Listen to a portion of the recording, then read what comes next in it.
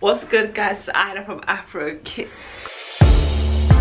Yo, so today is Sneakerness Day in London for the first time, and it is also my first time ever going to any kind of sneaker convention, so this is gonna be interesting. Now, I can't even lie to you guys, right?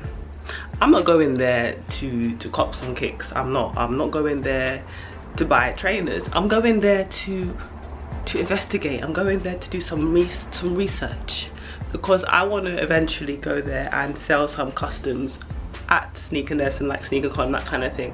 But I don't know how it works. Like, do you paint the customs and go there and sell the ones that you have? Do you take down orders? Like, how does it work? So I'm going there to like figure that kind of stuff out, and I'm taking my boyfriend with me because I do not want to be by myself. I am also wearing my customs, my very own Air Force One customs that I made because I knew that I was gonna go to this event. So I was like, you know what, I gotta come repping. So yes, I'm repping. I'm rocking my Basquiat customs, and I think I'm gonna talk you guys through it, because when I was doing them, I started to realize, you know what, this guy doesn't just make mess when he paints, he actually has meaning to it. So when I got to the left foot, I started to incorporate things that meant something to me, and the right foot has some of it, but the left foot has more of it. And I think I'm just going to talk you through it quickly so you can understand the thought process behind these customs. So let's go. Alright, so guys, I've worn this pair once before, and I went to Foot Locker with it, and I was just walking around the high street and I got a pretty good reception. So I made this right foot first, and to be honest, I didn't really have much. I didn't really know what I was doing. I was just kind of copying what he did. Some of them, like some of these, I copied his artwork and just the numbering and stuff like that. But then I started to add my own thing. Like, I added Black British here because obviously I'm Black British. Power 1993, and it's power to the people. But 1993 is the year that I am born, or I was born. Obviously queen, because I'm a queen. This is also some of his work. I had my date of birth here, but I kind of just went over it. Mama Africa, because everything I do is centered around Africa and the diaspora. Paint for your freedom. I feel like that is very important. I feel like that's what I'm trying to do. I think that's what all artists are trying to do. We're trying to paint and sustain ourselves and to be free. So paint for your freedom, guys. And then obviously, because I'm all about being pro natural hair and all that kind of stuff, I had locks recently. I've also had an afro, also rock braids. Now we get into the left foot. Now this has got a bit more significance, a bit more importance to me. So let's start off with this side, because it hasn't got much on here. The crowns are Basquiat's like signature, so I put that all over basically. These tallies over here represent people that were killed by police brutality. I didn't know how I could fit all the people that were killed, so I just started putting random ones to represent a few of them, because I can't, if I was to put every single person, it would fill up the whole shoot. The fours on here, $4, $4, $4. A man was murdered a few years ago. His name escapes me. He was murdered by police, and the jury granted his family $4. $4 towards his funeral expenses, $4 as compensation. $4. What is man gonna do with $4? Then we have here THUG, Thug. I recently read The Hate You Give by Angie Thomas, and Thug Life was a saying coined by Tupac. Just Google Thug Life and you kind of understand where I'm going with this. Then we have this little storyline. We have a police officer shooting a gun. An unarmed black man gets shot. Don't shoot. And we have two other police officers here. Then we have the word threat on there, because you know what, that's what they say, guys, that we were a threat, that they thought we had a gun, that they felt threatened. So that's always what been the excuse. And I also have here falsification African with a K. So there's a book called The Falsification of African Consciousness, and that book is amazing. If you haven't read it, read it. So this, I didn't want to put the whole title on there, but this is what this represents: the falsification of African consciousness.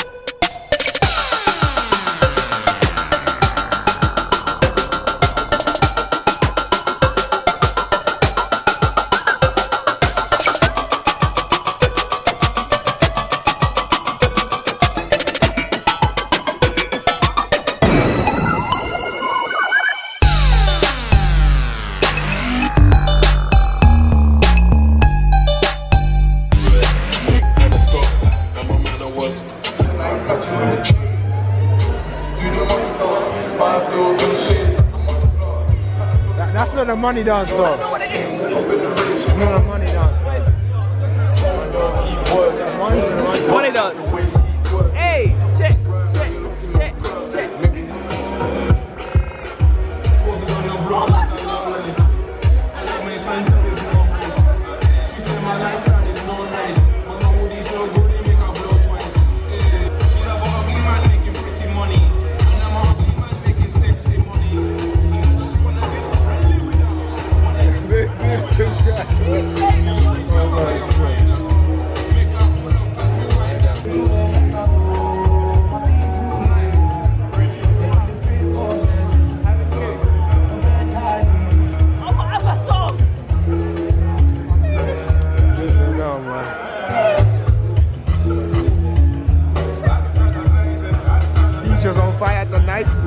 But today, daylight, midday, you know what I mean. Understand that?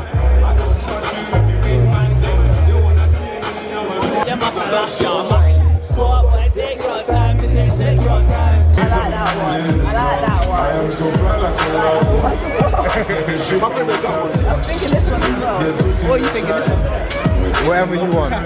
Wherever you want. I am so fly like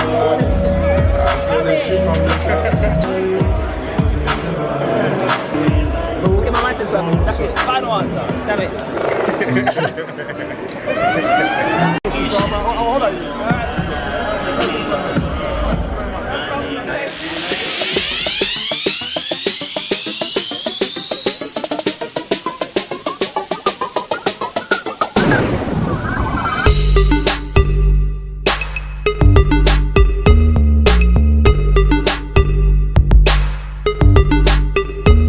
Okay, so we spent about an hour and a half at Sneakerness, and to be honest, it was a lot smaller than I expected.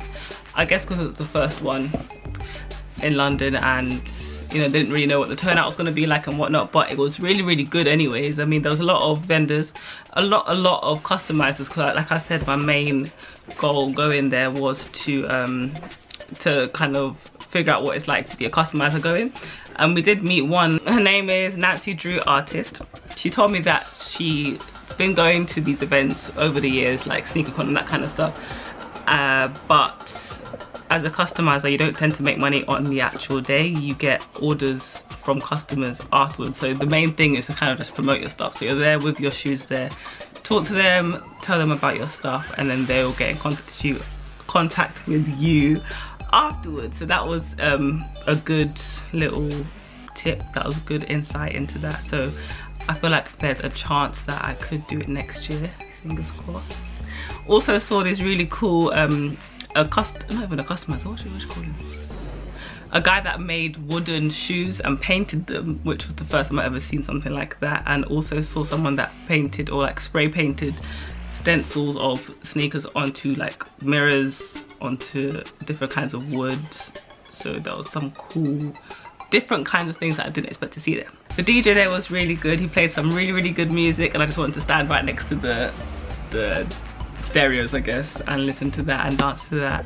And I bought one thing. I know I said I wasn't gonna buy anything.